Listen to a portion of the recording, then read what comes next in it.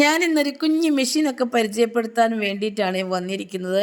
ഇതിൻ്റെ പേര് blood roller mixer എന്നാണ് കേട്ടോ.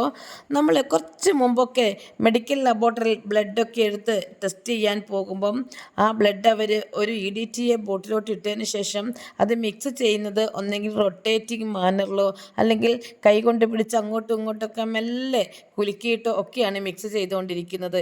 എന്നാൽ ഈ തരത്തിലൊക്കെ മിക്സ് ചെയ്യുമ്പോൾ അതിൻ്റെ സെൽസൊക്കെ റപ്ചറാകാൻ ചാൻസ് ഉണ്ട്. അങ്ങനെ റപ്ചർ ആയാൽ നമ്മുടെ ബ്ലഡ് ടെസ്റ്റ് റിസൾട്ട് കറക്റ്റ് ആവണമെന്ന് ഇല്ല. അങ്ങനെ നമ്മുടെ രോഗനിർണയത്തിന് ബുദ്ധിമുട്ടും വരുന്നു. എന്നാൽ ഇന്ന് അതിൽ നിന്നൊക്കെ ചേഞ്ചായി ഇന്ന് എല്ലാ ലാബിലും ബ്ലഡ് റോളർ മെഷീനൊക്കെയാണ് ഉപയോഗിക്കുന്നത്. വളരെ എളുപ്പത്തിൽ ഇത് പ്രവർത്തിക്കാം.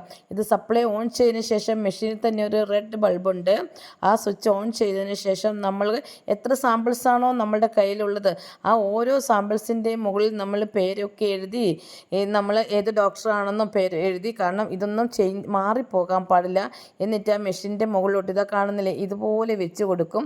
അങ്ങനെ ഇത് അവിടെ കിടന്നങ്ങ് മിക്സ് ആയിക്കൊണ്ടേയിരിക്കും. ഏകദേശം ഒരു 20 മിനിറ്റ് ആകുമ്പോഴത്തേക്കും ആ മിക്സിങ് പ്രോസസ്സ് കറക്റ്റ് ആവും. പിന്നെ നമ്മൾക്കെടുത്ത് കറക്റ്റായിട്ട് രീതിയിൽ മിക്സ് ആയിട്ടുള്ള ആ ബ്ലഡ് എടുത്ത് നമുക്ക് ടെസ്റ്റ് ചെയ്യാം. CBC അതുപോലെ HbA1c ഇതൊക്കെയാണ് കേട്ടോ പ്രധാനമായിട്ടും ഈ മെഷീൻ ഉപയോഗിക്കുന്നത്. ലാബ് ടെക്നീഷ്യന്മാരുടെ ജോലിഭാരം കുറയുകയും അതുപോലെ തന്നെ കറക്റ്റ് റിസൾട്ട് കിട്ടാനും സാധ്യമാണ്.